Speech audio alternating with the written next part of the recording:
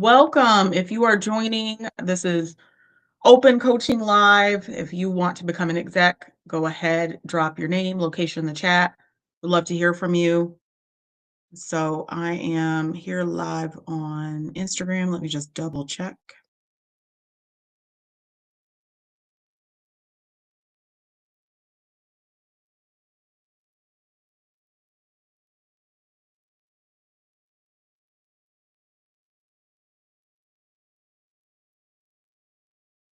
All right, if you're joining, we're going live. Let me know if you're coming from the email list or if you are coming from LinkedIn. So I'm actually going to post this here. Um, Let me just reshare this.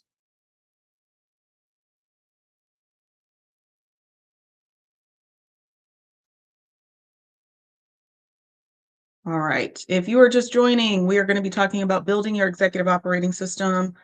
Drop your name, your location in the chat. We're also live on Instagram. I'm just making sure it's actually going live. So let me just double check that.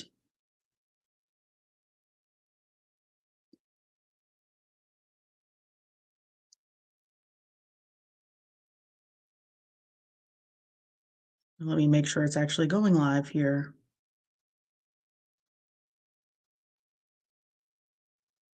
Okay, looks like it's going live on Instagram. All right.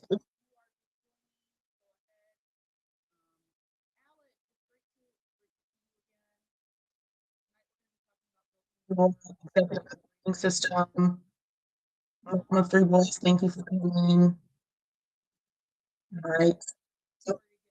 On TikTok going. If you can drop a few likes and repost so that we can get rolling. Looking forward to chatting tonight. I've been off live for the better part of 2 weeks.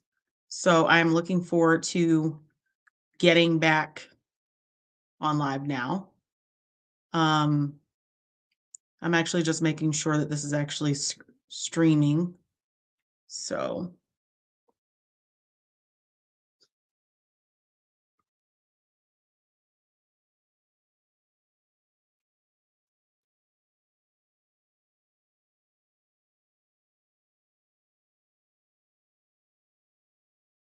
bear with me. Just making sure it's streaming over. All right. Hello, Bully Baby. It's great to see you. Some of the same familiar names I'm seeing here. Right. And just editing this to make sure that the stream key is working. All right. Thank you all for being here. Title in the chat. Talking. I'm not going to keep everybody too long. Live. So it's good to see everybody. And I'm currently live now on Instagram as well.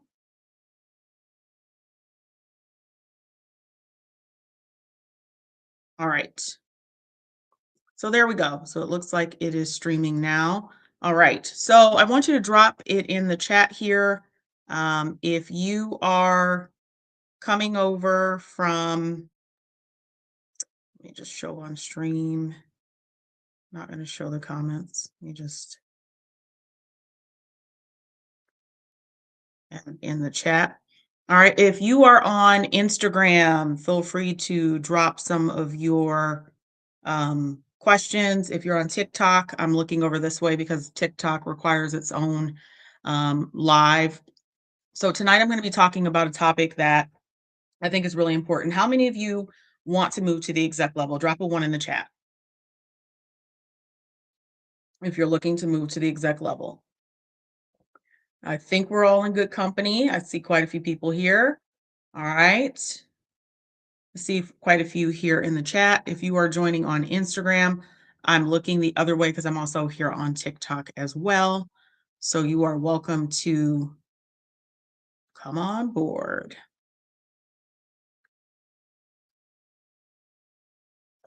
So let's see, one. All right. What has been sort of the biggest challenge that you've been running into as you move to the exec level? So tonight, I want to talk for about 30, 45 minutes on some topics that I think are really important, that you could start building right now that don't require you to take on more work. I think oftentimes when people want to move up, the first thing that we often do is we will volunteer for more work, and that's not what you need to do. You actually, a lot of the work that you do to get to the exec level is invisible. And I saw a video on this earlier today, and it was about the law of invisibility and how, up until this point, and that's one of my favorite things up until this point. Up until this point, everything, all your execution, all those things have gotten you exactly to where you are right now. But what you're starting to do is you're feeling a bit like, okay, my hard work's not going to get me to where I need to be. So drop a 2 in the chat if you're feeling like hard work is not, that's starting to run out. And that's actually a topic that I'll be talking about a little later in the week about the myth of meritocracy and how that is the real reason often when you hear those big, declarative statements about hard work only gets you more work or working hard won't get you much more. That is why. Joyful the recruiter, it's great to see you. Happy belated birthday. Everyone here in the chat, we have Joy, so happy born day, I should say. All right. All right, so I see quite a few people joining here. I'm just notifying my LinkedIn crew because I'm going live super late. I was supposed to go live at 7, but I got delayed, so I'm just updating them and letting them know that I am live right now on TikTok.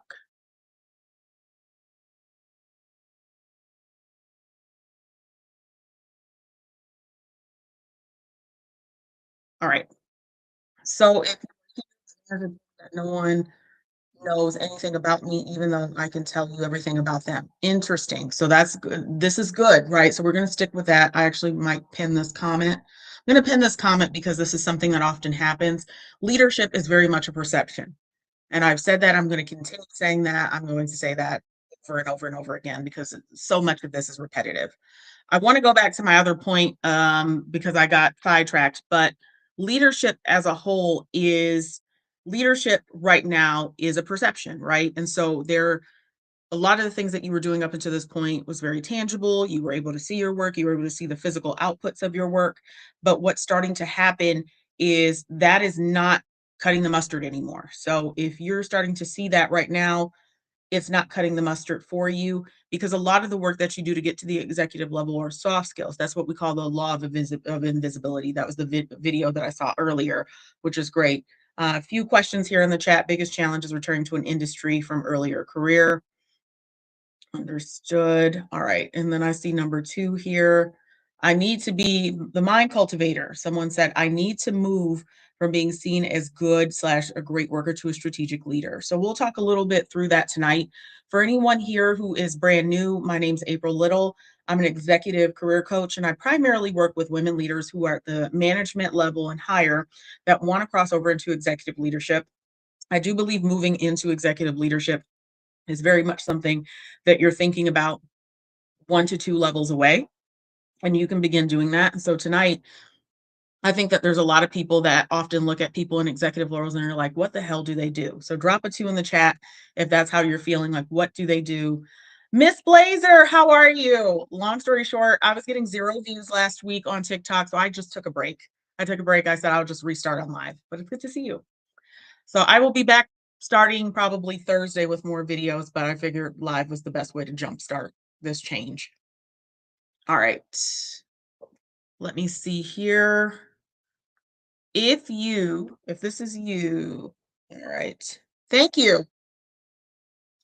Okay.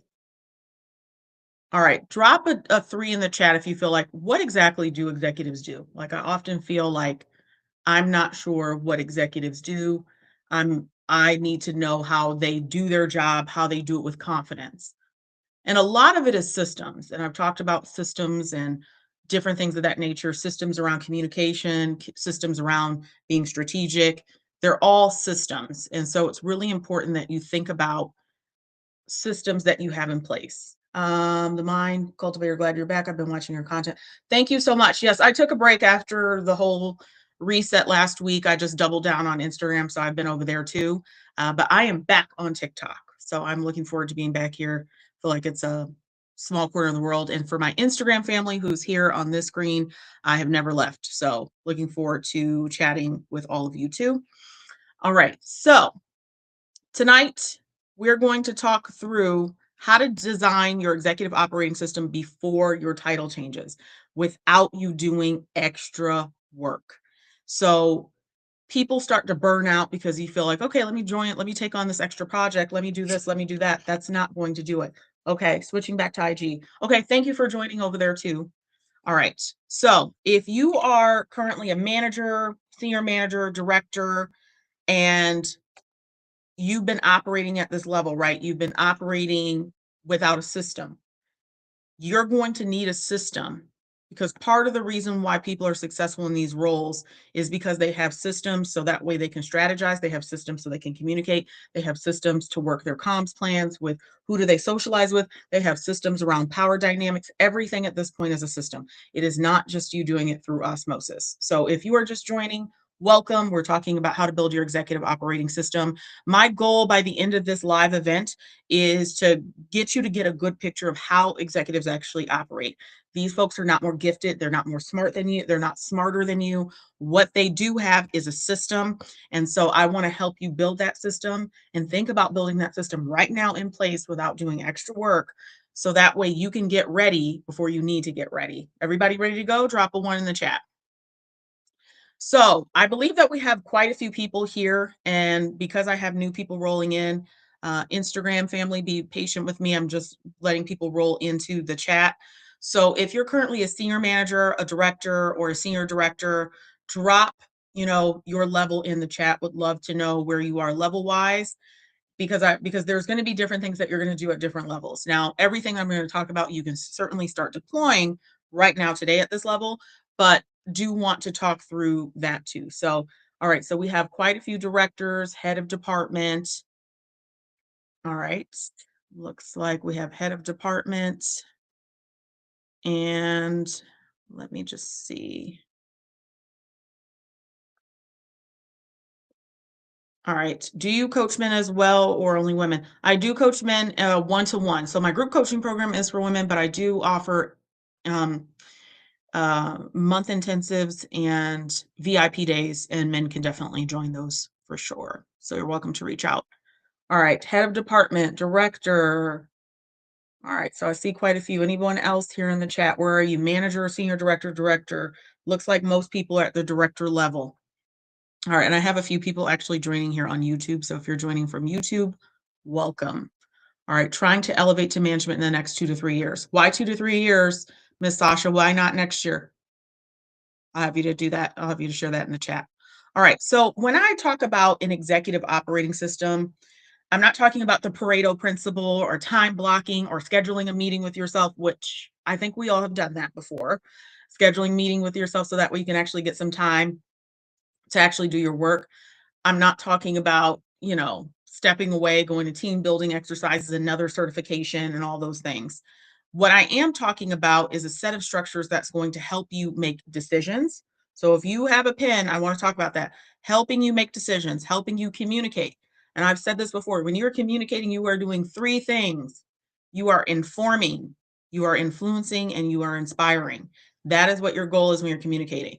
When you are influencing people, you are working cross-functionally with other people where you may not be directly in charge, but you need to help build the success of whatever it is they're trying to do and shape those outcomes. And scaling yourself through other people.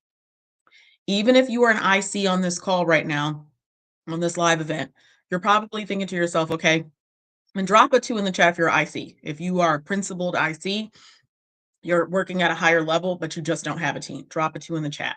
So you're probably wondering, how do I scale myself through other people? And that is what we call coordinated delegation, right? Joyful the recruiter, coordinated delegation. So remember that, we'll come back to it.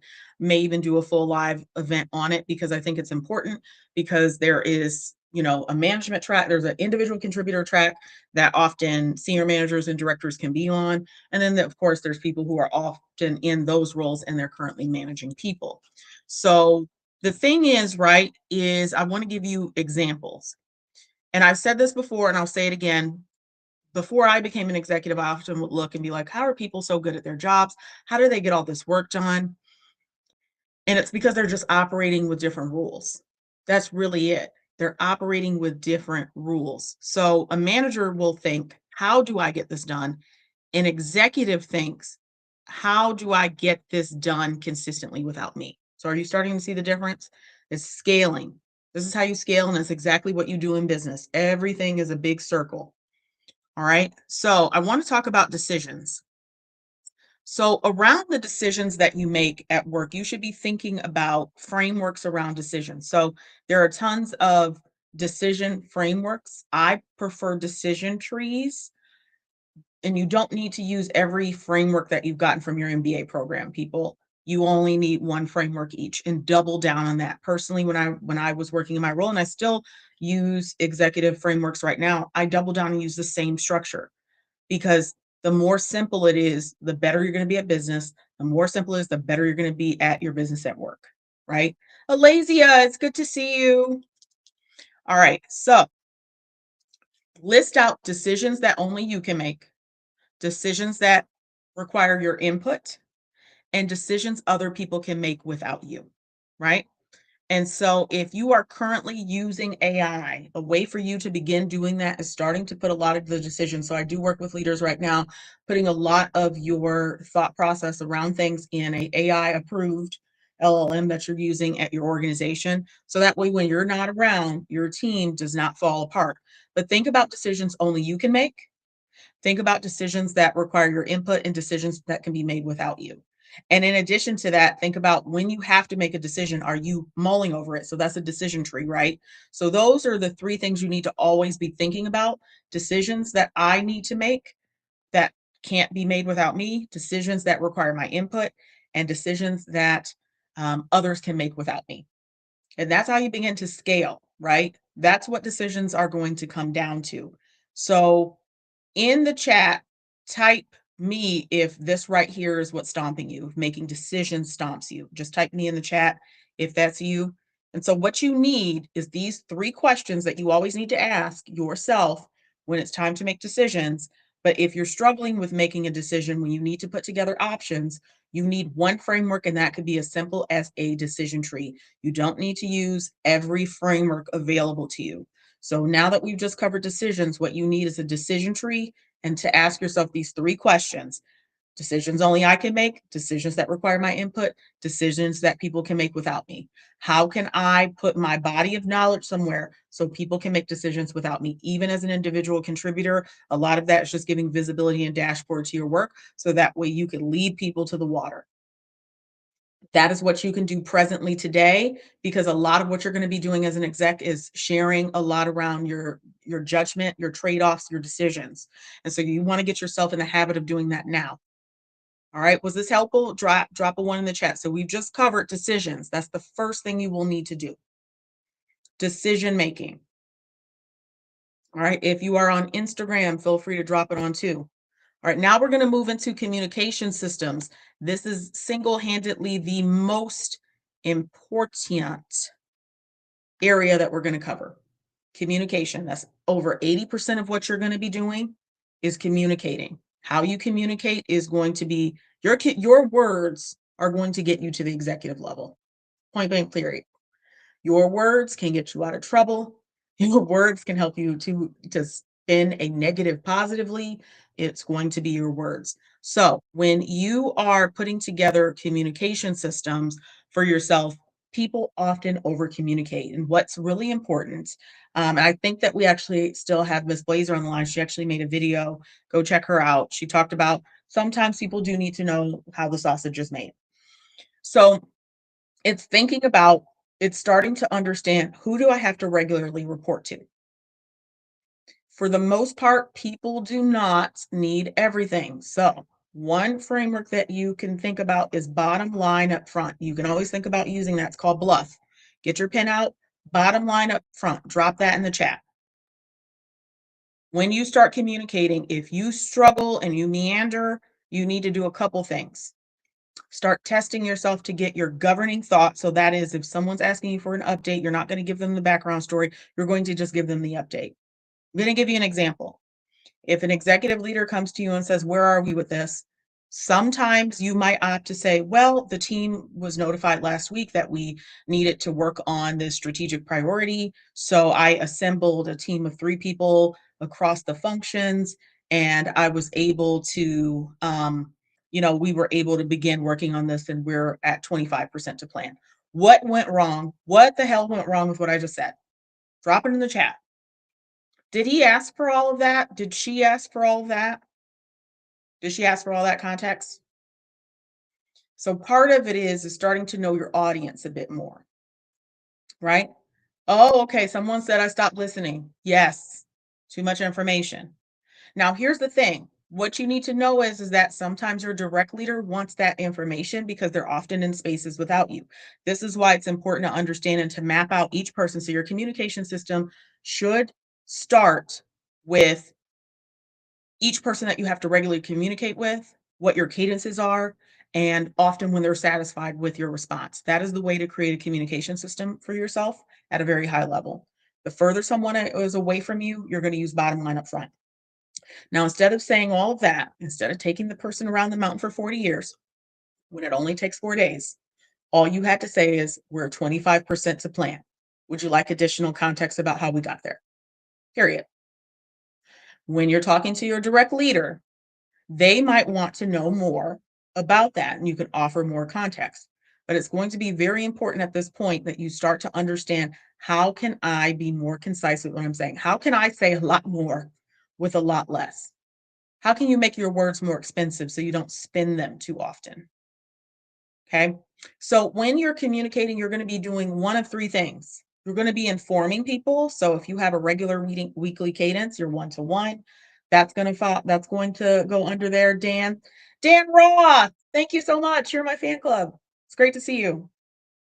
Um, think about when you're informing. So informing means a weekly cadence, anything that's reoccurrent. QBRs, weekly business updates, 1-to-ones, all those things. That is regular informing, right? Influencing, that doesn't happen as often, but think about, okay, I'm not in charge of this project, but I have stake and skin in the game about how it gets done. That's influencing, right? And that often is going to happen when you're on some type of cross-functional project. When you're on a cross-functional project, or if you're inspiring. Right now, how many of you are dealing with layoffs? How many of you have had to lay team members off? Drop a 3 in the chat if you've had to lay team members off and you still have people left behind. How many of you have had to lay people off recently or give them really tough news? Drop that in the chat. All right, so I see quite a few people. Thank you so much for driving this on up. So I see a few people. And so that's inspiring. You have to keep those people inspired. And so it's important that you have communication structures for all of those things. And guess what? A communication system is available to you at every organization you're in, just from observing, from watching people who communicate and present really well. You've got yourself a structure. When some of the best communicators are communicating, you've got yourself a structure. Just watch how they're doing it, and then you got yourself a structure. Okay, everybody following me here. So this is what you're going to do when you think about communication systems. A lot of that is mapping, looking for pattern recognition, because patterns don't lie. All right, let me just do this. All right, so we're going to move on, but drop a 1 in the chat if this was helpful. Communication systems, recap, informing, influencing, inspiring. Have a VP, someone here has a VP interview. SB, I have a VP senior director interview tomorrow, watching you here for final insights. I actually have a video up and it went viral. It is about why STAR doesn't work at the executive level. It did cause quite the roar, because yes, can you use any structure at the executive level? You absolutely can. The key though is changing the rubric to share your design thinking and not what you did. They want to know what you think, how you designed it. So you can go check that out and try to apply that some of the questions tomorrow too. So good luck to you. Does this operating system only apply to internal promotions? No, it does not. You should be getting in the habit of articulating everything I'm talking about here with communication systems is value articulation. And I've said this before, if you can get in the habit of articulating your value, then you won't ever have to find yourself in a situation where you're like, oh my God, I have an interview. I have to get prepared because you already have it. When I was an exec recruiter, and I have Joy here on the line, a lot of those people that I interviewed, and I was asking them real questions. I wasn't just doing a recruiter screen. The executives I worked for were really busy. So they gave me actual questions to make sure, along with the answers, to make sure that these folks can answer it. They would be getting off the golf course. They had the stories right there. That's part of it. All right. New here, but great information. Thank you so much for being here. All right. So we are now at communication systems. So we've already covered that. So that is available to you internally, externally. It is watching how people communicate in those three modes: informing, influencing, and inspiring, and creating a system or rubric on how to do that, right? I'm so sorry, my husband just put this really and here. Right.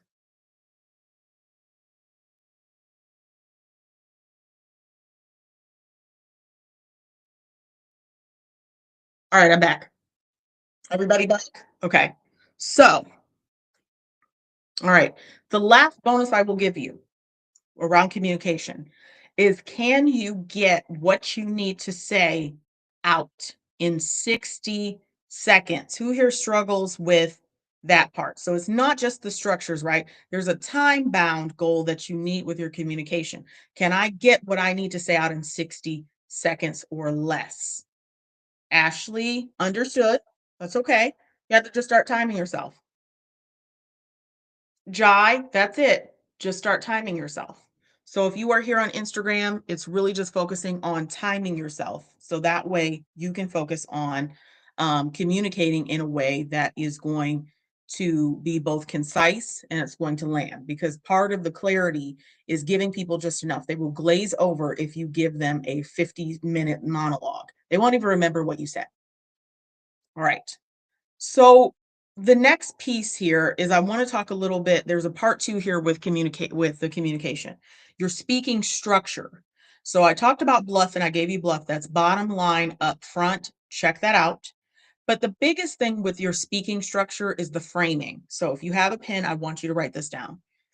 You need to provide, when someone's closer to you and they need this information, the context, the signaling, the decision, and the next step. So this could sound like, if you need to present, if someone asks you your thoughts, given our Q2 priorities, the risk here is timing. We're running into an issue to not be able to get this done in 3 months. My recommendation is that we bring an additional 2 pairs of hands on so we can get this done. And unless there's a concern, I recommend that we move forward. You're very concise. You're assuming that they're going to move forward. You're being very confident about it. That's just an example, but that's as simple as it can get. You don't need to give them extra context. The context is the business reason. I often say that in my interview prep. That's just the business. That's the business issue. That's not giving them all the background. All right, everybody still following me? Drop a 1 in the chat if you're still following me. We're actually going to get to my favorite part, where we're going to talk about power mapping and influence. All right. You need a system for power mapping and influence, because part of how you get your work done is going to be through other people, with other people. And meetings at the executive level can be very colorful. And they've been very, very interesting, disrespectful in some ways. It's definitely a different environment. So it's going to be important that you know how to hold your own when you get to that level. So here's what you need to do in terms of the 3 things you need to understand: is who influences decisions around you. Start to learn that now. You're going to become one of these people, right? You probably already do that right now. Who validates decisions and who blocks them? Those 3 things. You need to know those 3 things as you move up the ladder. You need to know them right now, because it just continues to evolve. So What I want you to begin doing is thinking about when decisions are made at work, you should think about who influenced the outcome. If you struggle with knowing what an influencer is, that easily can be someone who offers and leverages their perspective that changes the temperature in the room. When I say change the temperature in the room, I don't mean that in a broad abstract way. I mean that more so like maybe the room was going to go with one direction. Maybe they decided we're going to go with this program. But someone comes around and they say, you know what? I want to offer some additional color. In a previous role, we use this, and I would like to recommend that we do this. And if they stop and take consideration as an influencer, drop a two in the chat if that's happened. Everybody was going to go one direction. One person leveraged their background, their experience. They were able to tailor it, and it changed the direction. That is an influencer. So you need to know who influences outcomes. You also need to know who needs to be consulted. And I'm sure that all of you know this coming up. Who has run into a situation where everybody's on board and then the top person in the room says, you know what, I got to go talk to Bill about this first, though. Has that happened? Everybody's on board and then they got to run it by someone. Now, this is a basic RACI chart, but this right here is someone who needs to be consulted. And think about people who need reassurance, especially if things have fallen through. So the reassurance probably is with the data. That's probably with the quantitative or quantitative data. They will need reassurance that way to do that. So if this has happened to you, many of you have dropped yes in the chat, then now you're starting to understand who holds power. But I want to take it a little bit further. So when we think about power, we're going to come back to that when we start thinking about your team and succession leverage. So just put a pin in that. I'm going to skip back and we're going to talk a little bit now in your system around your story bank. So I believe that you need 5 to 7 stories that are work related to help you influence at any given point. So that could be in a story around your competitor. It could be a quick story around a time that you did a process or procedure at work. But you need 5 to 7 stories in the back of your pocket because it is going to establish your credibility. It is going to quail any resistance that you have. And it's also going to influence the direction of where you're going. So it needs to be, and it doesn't have to be framed with a whole bunch of background. So I keep telling you this, that part of where people get really, really messed up is they give way too much context. You just need to give the business detail. That is it. Because what you want to signal is you want to influence and share your judgment. So when you think about being a good storyteller, part of being a good storyteller is having a story bank. And even at your level, that's going to evolve, but you need those stories. Who here has leaders that they work with that's always telling business, competition, competitor level stories to help anchor what they're asking for? Drop a 3 in the chat. All right. And if you're still here, we're talking about building your executive operating system. This is something that you can begin to do now in level, and it doesn't matter what level you in. This is how you begin doing some of that invisible work. And this is more important work than the tangible work of, ooh, I'll volunteer for this. This is going to be the work that you need to do. All right. So this is your exec story bank.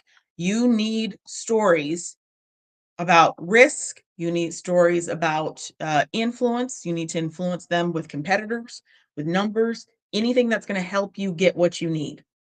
Okay. All right. Now we talked a little bit about power, but I want to talk a little bit further around team leverage and succession. So, who here has a team? And if you take off right now, your whole team will fall apart. Even if you don't have a team, if you take off tomorrow, will your team fall apart? Drop it in the chat. Will you be getting text messages at home? That means you're not quite ready yet, especially if you're a leader. Me, I see a few me's in the chat. Let's see if I have anybody from YouTube.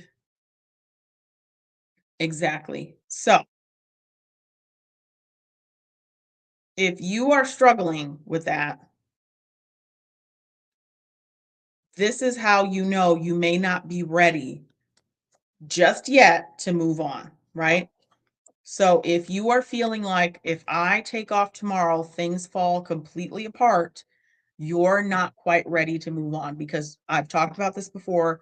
You are poisoning yourself for a desk expansion promotion. It means you'll be getting a little bit more money and you'll be getting a lot bigger desk, a little title change. You don't want that. So, what you want to do is you want to begin functionally aligning your team if you're a people leader.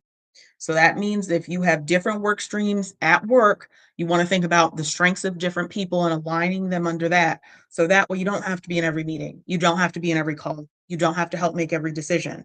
And you're starting to get people to show up and shine and manage cadences without you. So that way it is not a question when you get ready to nominate someone to move to the next level, right? It won't be an issue when you need to do that.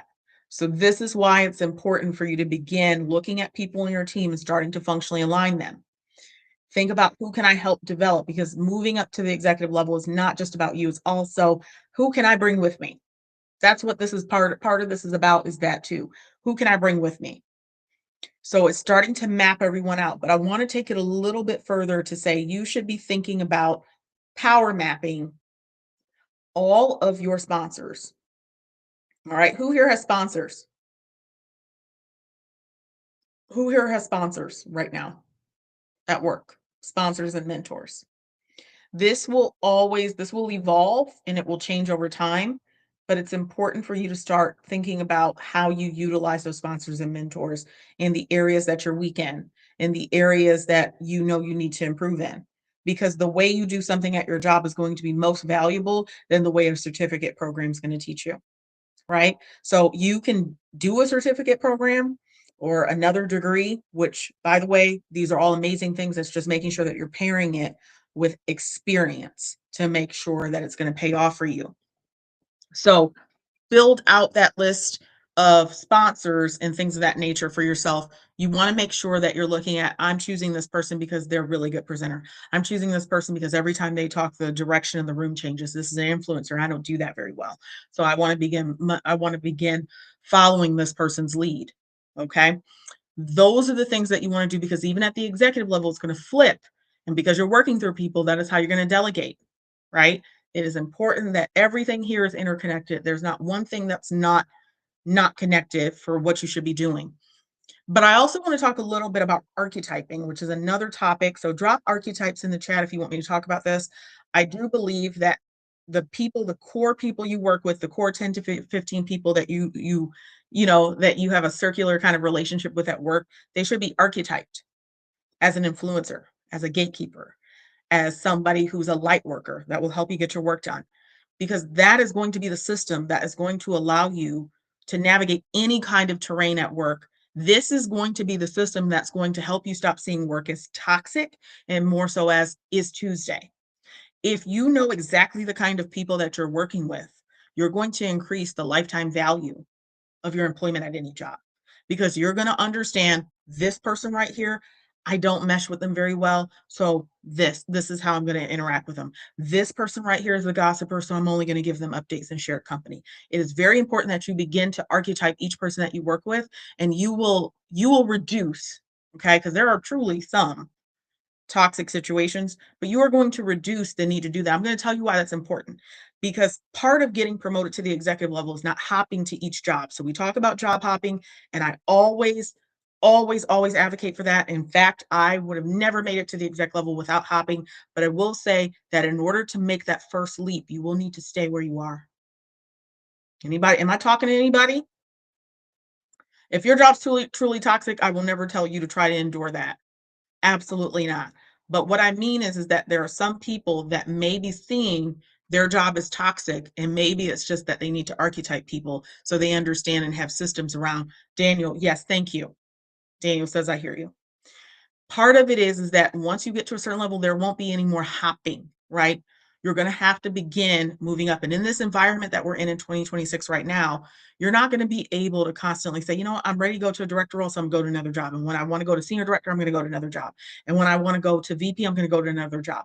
No, eventually, because the way a lot of execs look for, they're looking for that built-in reference check that you were promoted in place somewhere. And this is why you will need to do that. So I want to pull this all together now. Drop a 2 in the chat if this was helpful for anyone. I'm going to read off some questions. Uh, Jai the Great, I've hopped enough, and this is where I'm staying until I get my next promotion. I know that's right. I understand. And if you are in a toxic situation, I absolutely want you to leave. The reason why I brought up archetypes is because you will need to make sure that one of your major leaps in your career happens at the same job. That is very important. Yes, have people done it? Absolutely, but I'm not speaking to the exception. I am somebody that has a very strong relationship with reality. Life has done that to me. So most of the people that I see are often getting promoted in place 1 to 2 levels at a job before moving on to another one. Certainly there are outliers, but I'm not going to speak to that because that's not the norm of what I see every day. All right, so I want to pull this all together. So if you've been here, right, putting together your executive operating system in place is decision architecture, right? That's how do I make decisions? How can, well, which decisions need to be made by me, I need to be consulted by, or decisions that other people will need in order to move forward for me. Communication systems.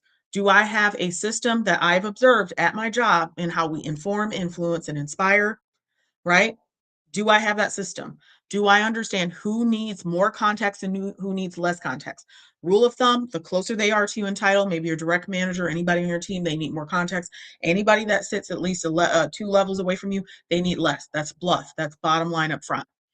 You also want to think about influence mapping. So that's starting to put together who am I working with that's influence? Who is an influencer? Who needs to be consultant when decisions are made? Who needs additional context and all of those things? How do I begin to storytell? How do I get those 5 to 7 stories in my back pocket? Narrative control. So this is starting to manage your perception. Everything here that we're doing manages your perception because at this point, it's not going to be, well, Joy just is a 10 out of 10 on her performance review. Let's move her up to the next level. No, there will be a perception that Joy is a great leader. Joy, I'm just using you as an example. And then leveraging your team. So Carla Harris talks about this all the time. She's one of my favorite leadership influencers. Check her out on Instagram. She always talks about you need to replace yourself.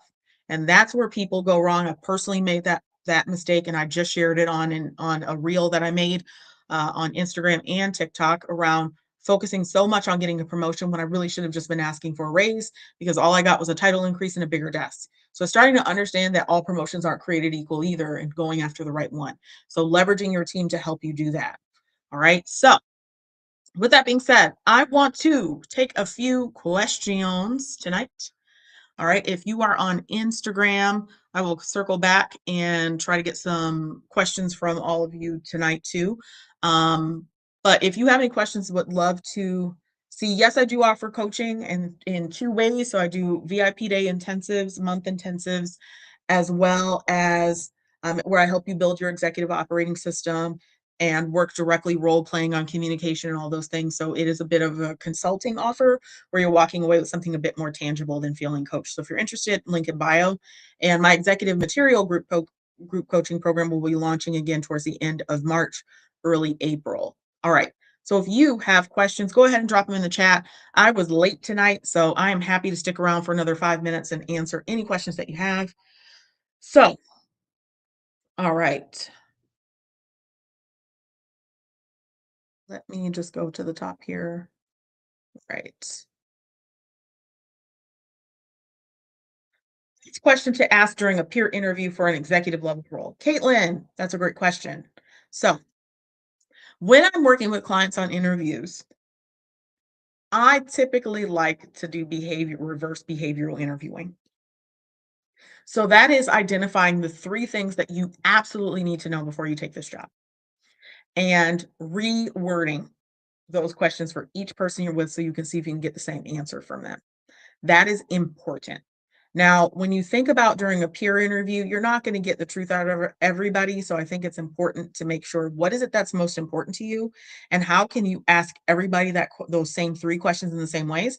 The reason why I said 3 is because oftentimes you'll go through an interview, say you start the interview at 8 o'clock, 8:55, they're asking if you have any questions. There's no way you're going to get through a ton of questions. So think about 1 to 2 questions that's going to allow you an opportunity to glean a lot of information from their answer. Right. I think, Caitlin, let me know. Joy the recruiter, besides bringing up your name in spaces that you're not in, what else should you request from a sponsor? So what you're looking to do Joy, is a sponsor. The difference between a sponsor and someone who's a mentor is your sponsor is someone you should be able to borrow power and privilege from. And I'm actually talking about that, I think, Thursday. So that is someone that if you're struggling on getting something, right? So let me give you an example. Recently had someone go into sort of a presentation. They asked for something, but they didn't socialize it with other people. Your sponsor should be someone that could be an echo chain, like they should be an echo for you. So that way you're borrowing their power to be able to do that, right? So in addition to that, you also should be thinking about, Joy, what are some areas that I need to work on? Okay, I'm not a good strategist, but I picked Brandon because he is a good strategist. So I would love to start shadowing some of the work that he does. Would love to sit in on a meeting so I can understand how he does that. So you should be leveraging knowledge transfers from them too. All right, Jess, is it best to stay in a job for a year if you got a significant promotion or stay longer? In this market, I'm going to tell you to stay in place for 1 to 2 years. If we were not in the market that we were in, Jess, I would tell you to go whenever you feel like you're ready to go. Right. So that's a two-prong answer. And I have a question. Is there anything that's sort of pushing the move? So I think that when you get promoted, right, try to stay in the role at least a year, year and a half. On paper, it looks like 2 years. You don't have to stay forever. And I do think, and I think that Jess is bringing up a really great question. When you are looking to move to the executive level, you don't have time to be sitting in a manager role for 9 years. You don't have time to be sitting in a senior manager role or a director role for 5 years. You should be looking at mapping that out strategically between 1 to 3 years in each role. That's how you're going to fast track. I don't know about you, but we don't have time to sit in roles for 5 years each. And I've said this before, position mastery is often a man made concept at work. And the reason why it's that way is because they often don't have enough of those roles. So they create extra requirements and things of that nature for you. So that way you can stay and develop in the role. But the truth is, when you remove all of those obstacles, really, unless it is a highly skilled job, I'm not talking about highly skilled or tech jobs. So just be aware of that. But if it's a job like marketing or your communications, you don't need to sit in a role for 2 years to say I'm ready.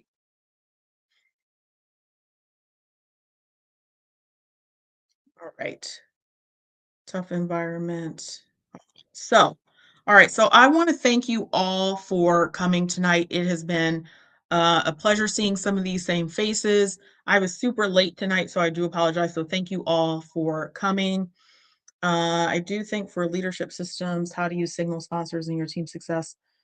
For leadership systems, how do you focus on succession? How do you signal to sponsors that your team success is as a result of your design systems? So Daniel is bringing up something important, and this is how you play with pronouns. So the way you're going to play with pronouns here, Daniel, in terms of how you describe the work is going to be very important. So part of it is how you decide to divide up the work and sharing sort of here's what we did, which allowed me to do this, right? So you're not going to talk in theys, we's, and the team. You're not going to do that. It's always going to be paired with an I pronoun to be able to do that. You're going to do that in interviews as well. So Lachelle, it's great to see you. All right. So I want to thank you all for coming tomorrow. I just want to highlight this. Drop a one in the chat if this was helpful for you. I will be back tomorrow with a topic that is near and dear to my heart. It is going to be for anyone here on the call, a Black woman, and you want to grow. So this is a special topic that I'm focusing on, and it'll be how to borrow power and privilege to break the ceiling, to break the executive ceiling as a Black woman. All right. So I'm talking about that tomorrow at 7 o'clock. So be here. I will be here on live, both on Instagram and TikTok. So you're welcome to join me here. But I will be specifically breaking down sort of some of the questions that Joy asked around how should I be looking for sponsors? What are some things that I should be looking for with these individuals that's going to help me borrow their privilege and power? Because that's really what it is, right? You don't need more mentors. I've already talked about, okay, and I'm wondering if IG actually even worked for me. So thank you for telling me that, because I'm thinking Restream's not going to work for IG. So that's just great. All right. So I want to thank you all for being here. I'm going to try to get this replay up. I'm going to try to slice it up. If you have any questions, if you want to work with a coach and move to the exec level, you're welcome to schedule a call with me, link in bio. Otherwise, I will see you all tomorrow.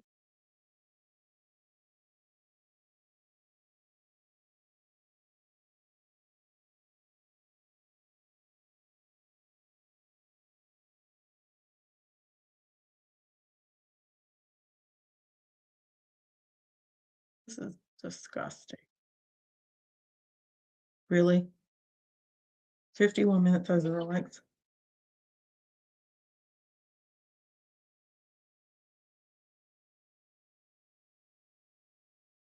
Yeah, you showed it to whom?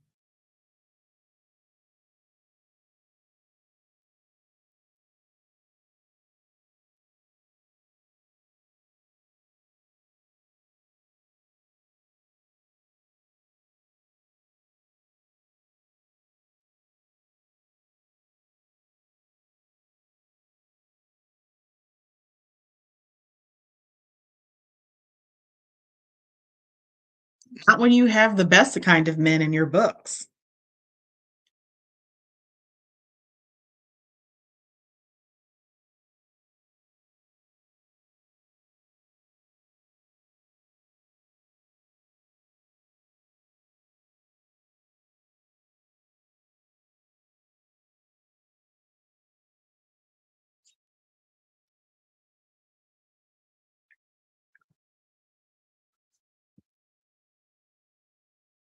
It's good. I still have a pretty full schedule. Tuesday, Wednesday, Thursday, but decided no calls on Monday, so I just shifted it. But I just finished up going live, so I'm going live Tuesday, Wednesday, Thursday at night on Instagram and TikTok. So it's good. It's just busy. And we're in a trust recession with group coaching, so kind of rethinking that. I'm going to stick to one-to-one coaching. How's work going? Voice to text.